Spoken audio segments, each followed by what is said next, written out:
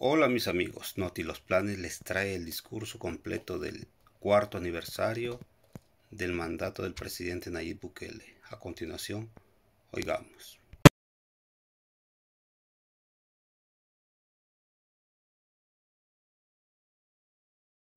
Fuerza Armada, atención, ¡pirri!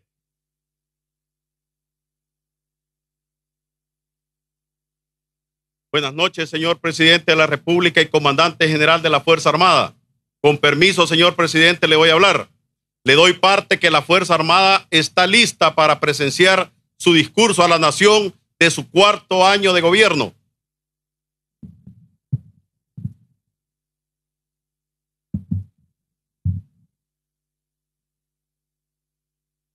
Fuerza Armada, al hombro, ¡arre!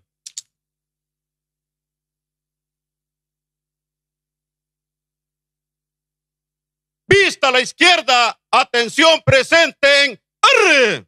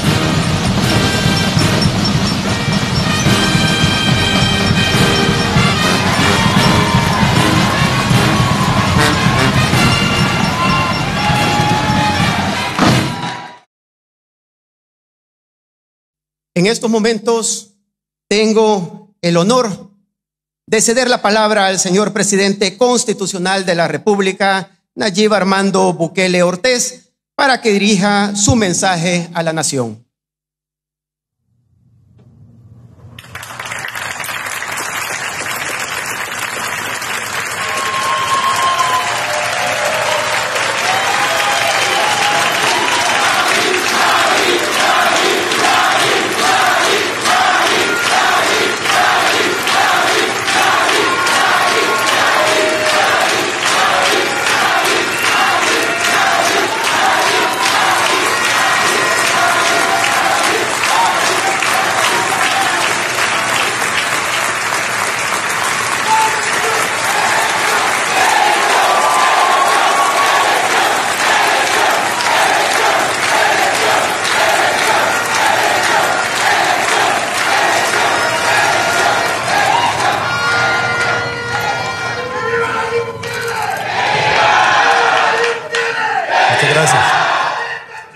presidente de la Asamblea Legislativa, Ernesto Castro, señores diputados y diputadas, propietarios y suplentes que nos acompañan, señor presidente de la Corte Suprema de Justicia, Óscar Alberto López Jerez, señores magistrados de las demás salas de la Corte Suprema de Justicia y de la Sala de lo Constitucional, señor vicepresidente de la República, doctor Félix Ulloa y su distinguida familia.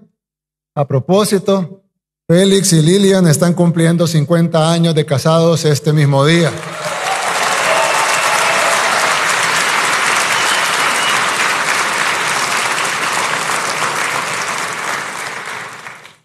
Y decidió invitarla a cenar aquí a la asamblea. Pero Lilian está acostumbrada a eso, ¿verdad, Lilian? Felicidades. Que Dios los bendiga su unión y que sean 50 años más.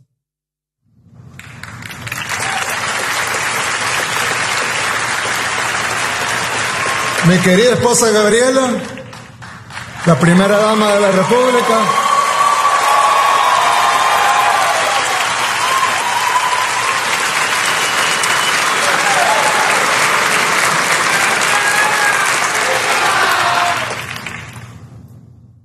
Señores diputados al Parlamento Centroamericano, señor presidente y magistrados de la Corte de Cuentas de la República, señora presidenta del Tribunal Supremo Electoral y magistrados que nos acompañan, señores miembros del Ministerio Público, Procurador General de la República y Procuradora para la Defensa de los Derechos Humanos, excelentísimos señores embajadores y honorables jefes de misiones diplomáticas acreditadas en nuestro país, señor presidente del Consejo Nacional de la Judicatura y concejales presentes, señor alcalde municipal de San Salvador, Mario Durán, señores miembros del Gabinete de Gobierno, honorables representantes de organismos internacionales y agencias de cooperación, invitados especiales, mi querida familia que me acompaña aquí y, sobre todo, querido pueblo salvadoreño.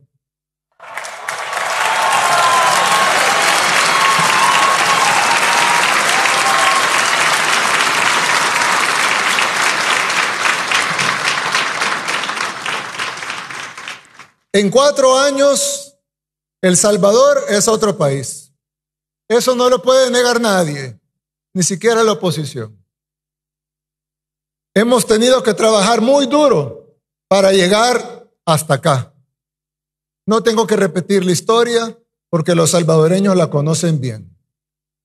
Saben de primera mano cómo es vivir en un país controlado por terroristas, sin libertad, sin esperanza, sin nada. Y lograr lo que aquí hemos logrado no ha sido el trabajo de pocas personas, sino una labor titánica de miles de salvadoreños. Algunos de ellos incluso perdieron su vida para salvarla de otros. Ahora tenemos un nivel de seguridad de que países de Latinoamérica sueñan. No lo digo para jactarnos, sino para que cada uno lo analice y sea consciente de lo que hemos logrado. Perdimos el miedo, detuvimos la caída libre en la que veníamos y comenzamos a volar incluso por encima de nuestras expectativas. El país más pequeño de América es ahora ejemplo para países más grandes que cuentan con más recursos, porque los logros en seguridad son irrefutables.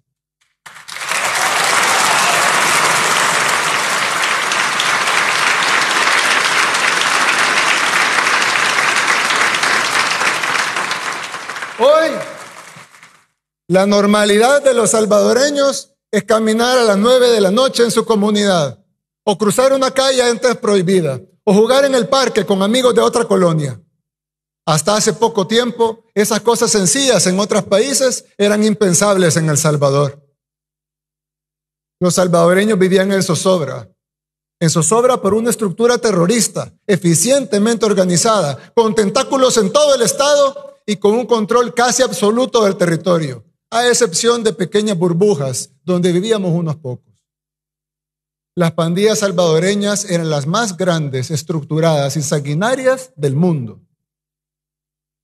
Llegaron a ser tan poderosas que incluso conocedores y especialistas de renombre que vinieron aquí a estudiar el fenómeno aseguraban que era imposible vencerlas. Los pandilleros controlaban quienes llegaban a visitar a la gente en sus casas. También controlaban qué organizaciones podían llegar a hacer trabajo comunitario. Controlaban las rutas de buses, de taxis, si podían entrar los Ubers o no. También controlaban qué productos iban a ser permitidos. Controlaban la venta de drogas, pero también de frutas, de carnes, de vegetales en los mercados.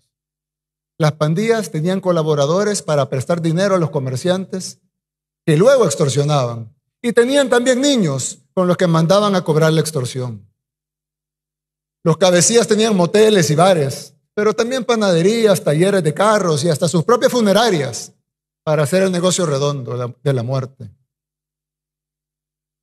Y aunque la gente buena en las comunidades no fuera parte, la actividad de las pandillas los afectaba en todos los aspectos de su vida, quisieran o no. Los pandilleros aprendieron a sacarle rédito a la política corrupta. Recibían dinero por votos, por movilizar gente. Aquí hay algunos casos, incluso documentados en video. Negociaron que las cárceles fueran prostíbulos, también está en video.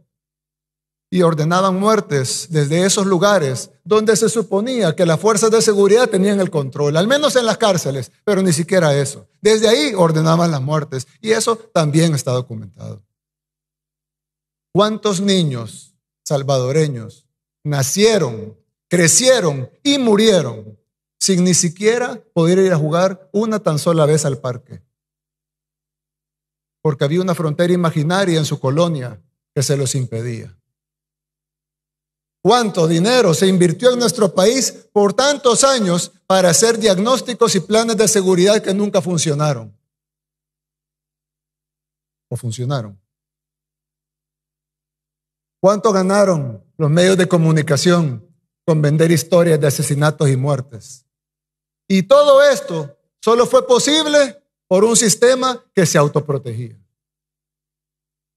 La muerte hizo a algunos muy ricos, mientras la mayoría de familias vivían encerradas con miedo en comunidades donde todos los días estaba de luto. Esos traumas que nos dejaron tantas décadas de violencia nos llevarán muchos años a sanar. Si no, lean la encuesta de salud mental, la primera que se hace en el país, que hizo el Instituto Nacional de Salud. Ahí podrán confirmarlo. Yo lo he dicho varias veces, cambiar un país toma tiempo. En especial, un país con tantas urgencias de todo tipo. Por eso, tuvimos que crear nuestro propio método, sin permitir que nadie, nacional o extranjero, nos ordenara qué hacer. Sin tener que cumplir compromisos bajo la mesa, porque los únicos poderes detrás de este gobierno han sido siempre Dios y el pueblo.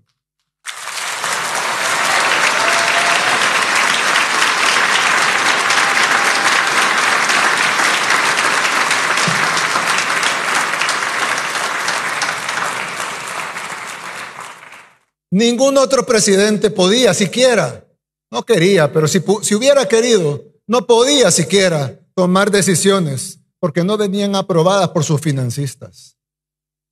Mientras que nosotros solo le rendimos cuentas a los salvadoreños. Por eso hemos podido tomar las decisiones que había que tomar. No rendimos cuentas a la comunidad internacional. No nos doblegamos ni ante los países que nos quieren decir cómo debemos resolver nuestros problemas, cuando ellos ni siquiera pueden resolver los de ellos. En El Salvador hicimos lo que ningún país de Latinoamérica pudo hacer, ni siquiera algunas potencias del continente. Cambiamos el viejo sistema político y le arrebatamos a los delincuentes el control del Estado. Pero quizá a 4 años de gobierno, nuestro principal logro no sea la seguridad, sino haber alcanzado realmente la capacidad de reinventarnos. Desde el principio tuvimos el liderazgo, la visión, la valentía, la determinación, pero nos hacían falta las condiciones. Las fuimos consiguiendo poco a poco, Al inicio con la presidencia, luego gobernamos a pesar de los obstáculos y finalmente con el triunfo de esta asamblea, que con eso se logró además no solo la gobernabilidad, sino también la depuración del sistema judicial y del Ministerio Público. Sin esas cosas hubiera sido imposible luchar la guerra contra las pandillas. Ahora, el régimen de excepción, también aprobado por esta asamblea, nos ha permitido saborear al fin la paz, por primera vez desde que tenemos memoria. El Salvador es un país pequeño, que no tiene los recursos de las grandes potencias mundiales, pero aún así hemos ido arreglando lo que estaba mal y cada vez somos más conscientes de que otra forma de vivir sí es posible. Para un país como el nuestro, que estaba al borde del colapso por la violencia, reinventarse no solo era una necesidad, sino que era vital. Hoy, 4 años después, podemos decirlo sin que suene exagerado. Ya no somos los mismos. Al fin, los salvadoreños ya pueden pensar en otra cosa que no sea evitar que los maten. Ya podemos aspirar a más. El Salvador es otro país. Ahora, de verdad es nuestro. Ahora los comerciantes pueden pensar en cómo vender más, cómo mejorar sus servicios, cómo abrir nuevas sucursales. Ya no están pensando en cómo pagar la extorsión a fin de mes o que los maten por no pagarla. Los jóvenes pueden pensar en un futuro diferente, en lugar de ser únicamente reclutados o asesinados por las pandillas. La gente está pensando a dónde ir o qué más hacer el fin de semana. Ya no tienen miedo de estar afuera todo el día o regresar tarde a su casa. Lo que antes era privilegio de unos pocos, ahora es lo cotidiano para todos. Ahora, lo cotidiano empieza a hacer que los niños jueguen en cualquier parte, que los vecinos se crucen en cualquier calle, sin importar la hora, que en las colonias los desconocidos dejen de ser una amenaza, que las familias ya no estén separadas por fronteras imaginarias, que los espacios públicos sean de verdad públicos. Gracias a mi esposa Gabriela, que las madres embarazadas vayan a sesiones de educación prenatal, cerca de su comunidad, que los niños vengan al mundo con amor, y que los padres puedan también vivir ese momento. Ahora, lo cotidiano empieza a hacer que la gente vaya al centro histórico en la noche, conciertos todas las semanas, que los hoteles y los hostales estén llenos, que las familias salgan y regresen a sus casas a la hora que quieran, que los padres lleven a los hijos a sus cubos y a las bebetecas, que seamos anfitriones de mundiales de surf, que seamos sede de los Juegos Centroamericanos y del Caribe y de Miss Universo. El Salvador es otro país. Ya no somos los mismos. Pero la necesidad de reinventarnos siempre la tuvimos. Esa necesidad siempre estuvo. La diferencia es que ahora tenemos la capacidad y la voluntad para hacerlo. Y lo demostramos con la guerra contra las pandillas. Todavía no estamos donde queremos en muchas áreas que también son importantes. Sin embargo, hay unas decisiones que no podemos seguir aplazando, porque debemos garantizar una mejor gestión pública y tener los recursos necesarios para satisfacer todas las necesidades que nos faltan. Por eso hoy quise hacer 3 anuncios. El primero es que tengo aquí en mis manos la propuesta para reorganizar la división político-administrativa de El Salvador.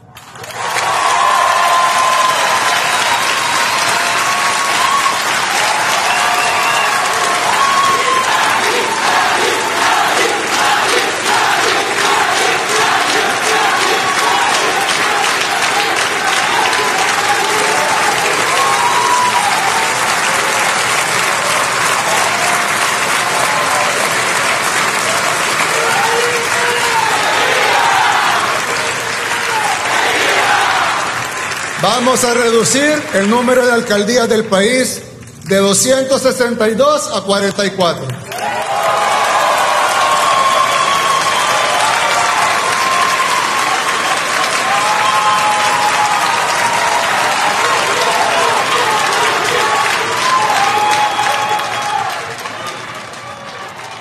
Los municipios actuales se convertirán en distritos, que a su vez integrarán estas nuevas 44 alcaldías. Es decir, ya no tendremos 262 alcaldes, ni 262 consejos municipales, ni todos los demás colaboradores de confianza que tienen, ni síndicos, suplentes, tesoreros, gerentes, asistentes, asistente del asistente, etcétera, etcétera, etcétera.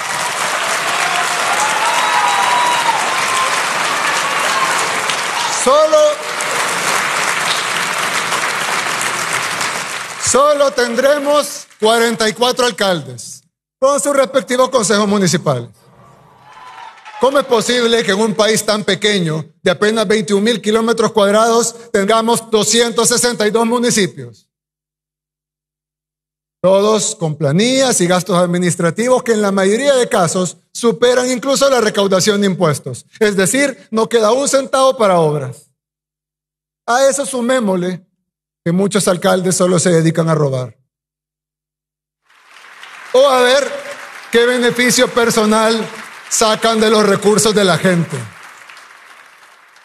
Y por otro lado, algunos alcaldes honrados que quieren trabajar y que quieren hacer mejores obras, porque los hay, no la mayoría, pero los hay, no reciben tanto dinero como otros municipios, con más negocios, con más servicios y por lo tanto tienen una menor cantidad de impuestos o de presupuesto. Pero quiero dejar claro algunos puntos. Con la reducción de alcaldías y municipios no van a desaparecer las identidades de los municipios. Esas van a continuar convertidas en distritos.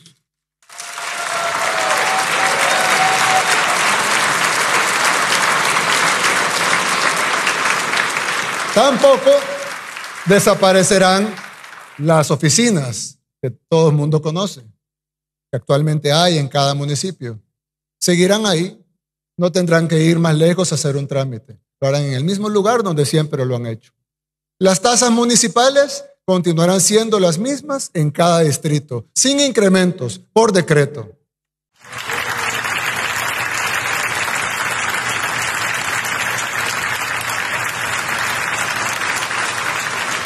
Tampoco este decreto legislativo que estamos proponiendo tampoco despide a los empleados municipales. Los que se van son los puestos de confianza. El nombre de los municipios no cambiará, ya que continuarán siendo distritos y podrán seguir celebrando sus mismas fiestas y tradiciones de siempre. Ahora bien, esta decisión sí nos va a permitir varias cosas. Reducir la carga presupuestaria que implica mantener 262 alcaldes con sus concejales, suplentes, síndicos, secretarios, asesores, tesoreros, directores, gerentes jurídicos, jefes de prensa, financieros, etc. Hacer una distribución más equitativa de los impuestos y que los municipios pobres puedan recibir más y al pasar a formar parte de otro conglomerado de municipios con mejores ingresos. Realizar grandes obras que puedan beneficiar a varios municipios desde las alcaldías, que ahora no pueden hacerse por burocracia o por leguleyadas. Mayor uso de los fondos públicos en obras y no en planillas. Todos saben que El Salvador es un país pequeño y que la forma actual es inviable. La forma que ha sido administrado localmente es totalmente inviable. Es algo que debió haberse cambiado hace mucho tiempo y no se hizo. ¿Por qué? Porque no harían nada jamás que golpeara a sus financistas o para el reparto de plazas. Pero ahora sí. Ahora se hacen las cosas con valentía y con liderazgo.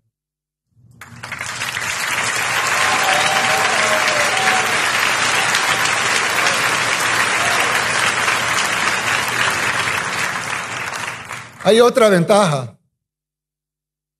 Y es que ahora van a poder elegir mejores alcaldes y también fiscalizarlos. Más fácil elegir 44 que 262. Es más fácil fiscalizar 44 que 262.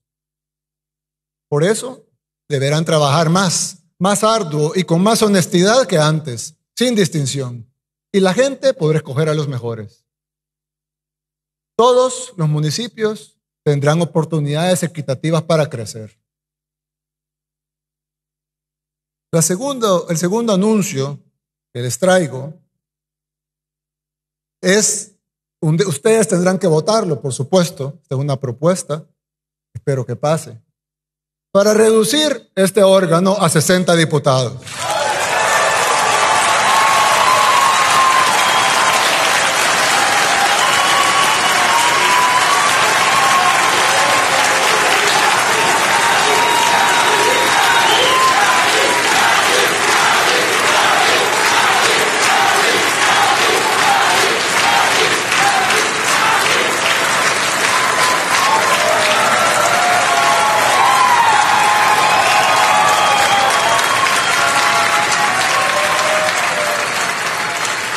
Vamos a reducir esta asamblea a 60 diputados como era antes de que se firmaran los falsos acuerdos de paz.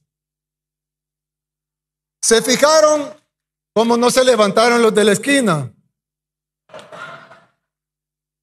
Esta asamblea tenía 60 diputados. No es un número antojadizo que nos hemos inventado o que se nos ocurrió en el gobierno. Esta asamblea tenía 60 diputados.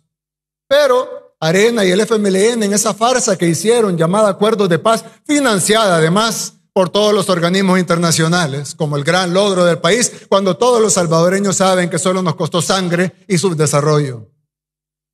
Pero Arena y el FMLN, en esa farsa que firmaron, en su momento añadieron 24 diputados más a la Asamblea Legislativa para asegurar los curules de sus amigos sin perder los otros curules. Mantener todos los salarios y sus privilegios y dejando entrar a la mesa al FMLN, que fue lo único que se cumplió de los acuerdos de paz, darles a ellos su tajada del pastel. Ese incremento de los diputados incluso fue declarado inconstitucional por una pasada sala de lo constitucional. ¿Y qué hicieron los diputados? No les importó. Cambiaron la ley y quitaron la plancha nacional y lo que hicieron fue incrementar los diputados por departamento para mantener siempre los 84 diputados que se habían repartido. Ahora venimos a corregir esta plana. Ambas propuestas, y espero que así sea, deberían estar aprobadas y en marcha antes de las elecciones generales del 2024.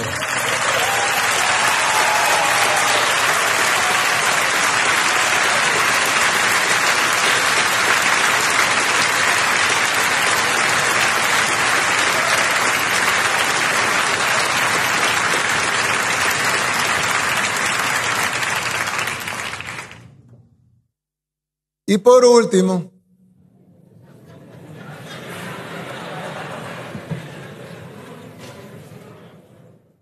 último, quiero anunciar algo que es aún más importante que las dos cosas que dije anteriormente.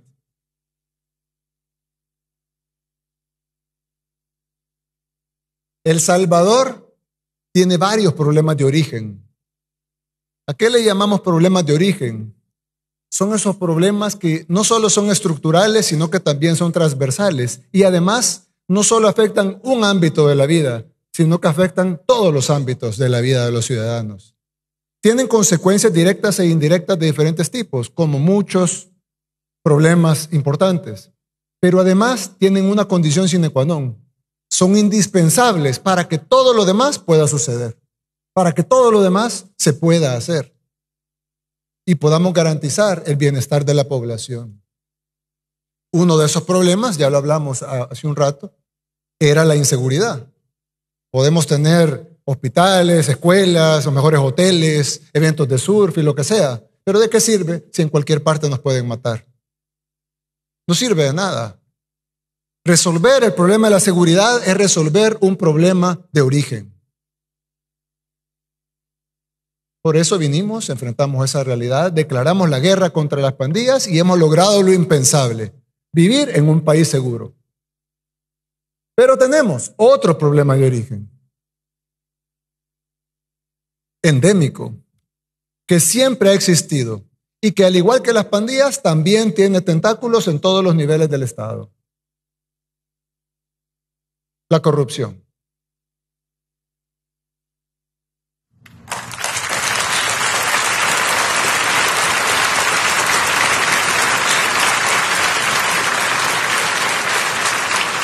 Así como la delincuencia, la corrupción afecta todas las áreas de la vida. Un país no puede funcionar si hay corrupción. No nos deje invertir en soluciones y proyectos para la gente, y mucho menos en grandes obras que nos permitan crecer más rápido y frenar el letargo del subdesarrollo en el que nos mantuvieron. Pero la corrupción también es un problema, no solo por lo que los funcionarios roban, sino porque se necesita tiempo para hacerlo. En este país, los corruptos pasan pensando todo el tiempo en cómo hacer para sacar más dinero de las arcas del Estado. Y no gobiernan. Están gobernando, pero no gobiernan. Y si no, regresen al pasado y vean lo que se hizo en los últimos 5, 10, 15, 20, 30, 40 años.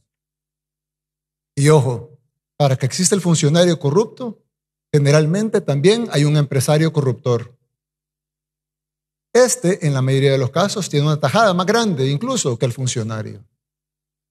Paga 1 millón para robar 10 millones. Así que mi tercer y último anuncio, el más importante de los 3 que daré esta noche, es que hoy declaramos la guerra contra la corrupción.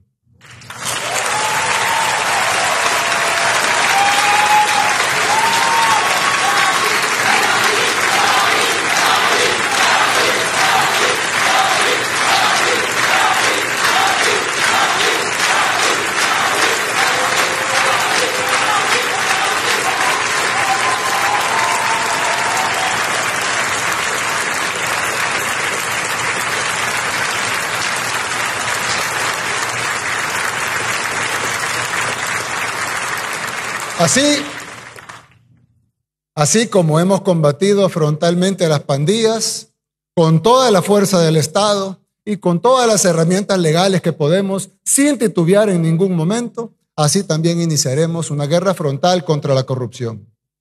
Así como desplegamos fuerzas de seguridad del Estado y acorralamos a los pandilleros hasta llevarlos a la cárcel, así también actuaremos con los delincuentes de cuello blanco, vengan de donde vengan.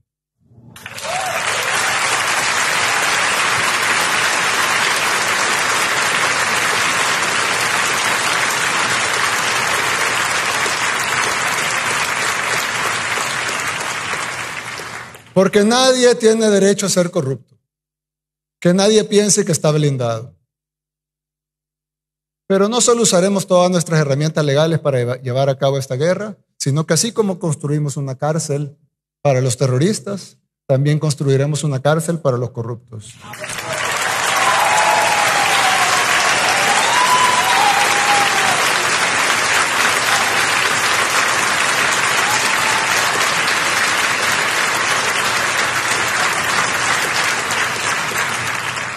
Incautaremos todo lo que tengan y haremos que devuelvan lo robado.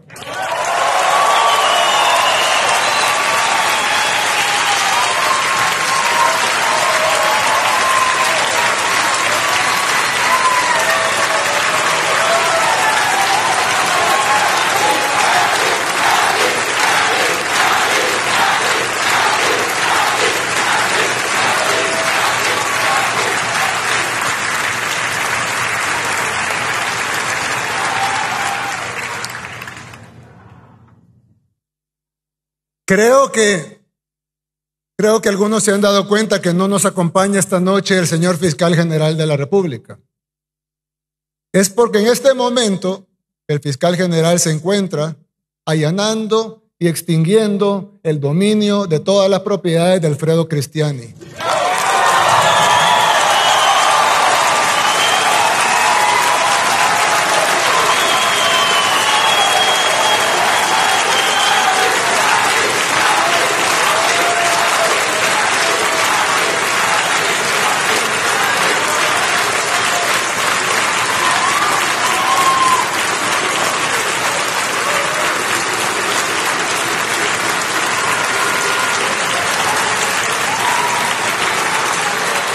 En este momento, la Fiscalía General de la República está ingresando a su mansión en Santa Elena, a su casa en el lago de Coatepeque, a la droguería Santa Lucía, e incautando todos esos bienes que pasarán a posesión del pueblo salvadoreño.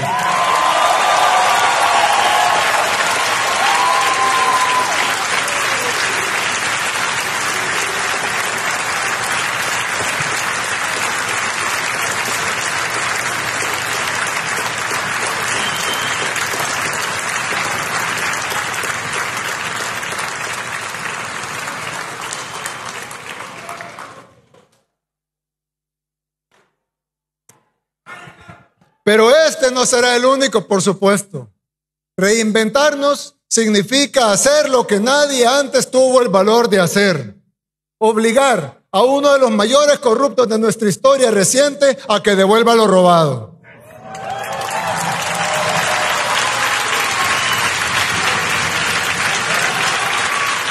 Vamos a perseguir la corrupción en todos los niveles, empezando por uno de los políticos que más daño le hizo a nuestro país, que se creía uno de los dueños de la finca y que por eso despreciaba al pueblo salvadoreño. Curioso que no vi al FMLN aplaudir. Traidores.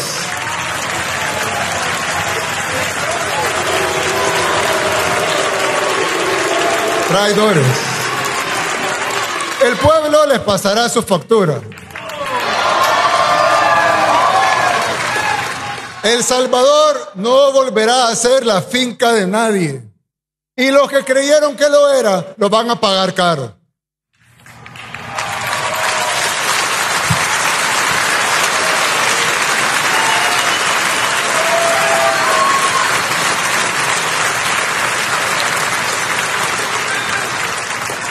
No importa si robó hace 1, 5, 10, 30 años. Les recuerdo que gracias a las reformas hechas en esta Asamblea Legislativa, los delitos de corrupción ya no prescriben.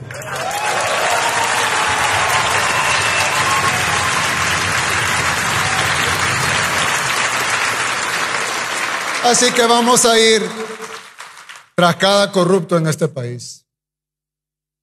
Los vamos a obligar a pagar el daño que le han causado al pueblo salvadoreño, de la misma manera que estamos erradicando a las pandillas. De esa misma manera, no vamos a titubear para erradicar la corrupción. Con Dios y el pueblo de nuestro lado, vamos a lograrlo. El Salvador ya es otro país. Este es solo el inicio. Ya no somos los mismos. Que Dios los bendiga a todos. Muchas gracias.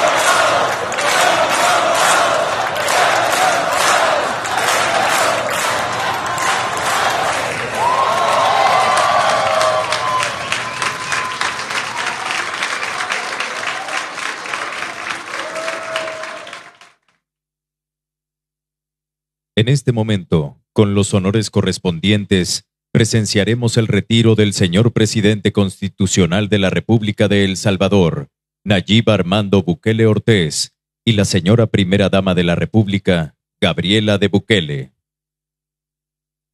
Unidades, atención, ¡ir! Al hombro, ¡ir! Vista a la izquierda, atención, presenten.